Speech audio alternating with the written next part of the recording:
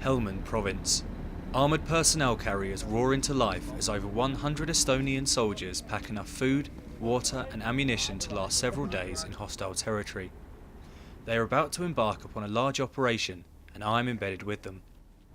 It's 1 o'clock in the morning here, everybody's up and about, we're checking vehicles, weapons and ammunition, making sure we're good to go. Before long we're going to head out of Camp Bastion, head down towards Nadi Ali, and I believe we're going to seize a sort of technical park area, which is going to be our base of operations for the next few days. This operation is known as a surge, designed to push the enemy back to allow Afghan security forces in the middle of Nadi Ali to have time and space to establish themselves, thereby allowing desperately needed reconstruction and development, which has so far been prevented by a lack of security in this area. Attached to the Estonian company are several British soldiers, who specialise in radio communications and providing support for soldiers on the ground.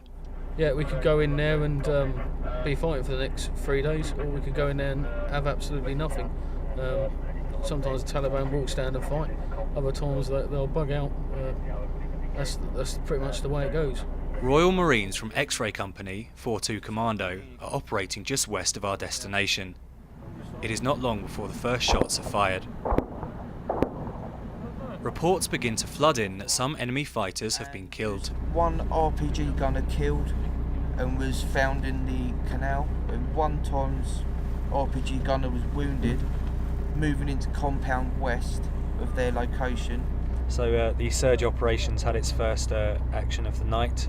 As you heard, an RPG team have been engaged, one of them has been killed and the other one has been wounded, and the remaining rockets have been dumped into a canal. So far it's going successfully, and we'll push on throughout the night to our objective and see where we get to. After several hours of driving, the sun begins to rise. The Marines to the west of us have had no further engagements with the enemy, and all has fallen silent for the moment. As you can see, the sun's coming up now. We've been driving all night, nobody's eaten, nobody's slept, but it's very important that we reach our objective, which is the technical park, as soon as possible. We arrive at the technical park, which is more of a scrapyard, and the officer in command, Major Rigo Palmla, speaks to the local people in order to get a feel for enemy activity in the area. We enter the yard, and the soldiers begin to clear nearby metal debris, which could be lethal in an explosion. As they do this, we receive a warning. Just had a threat message from Mongoose 20. There's enemy forces ready to attack around this area. The Taliban had seen us arrive, and were preparing themselves for the imminent battle.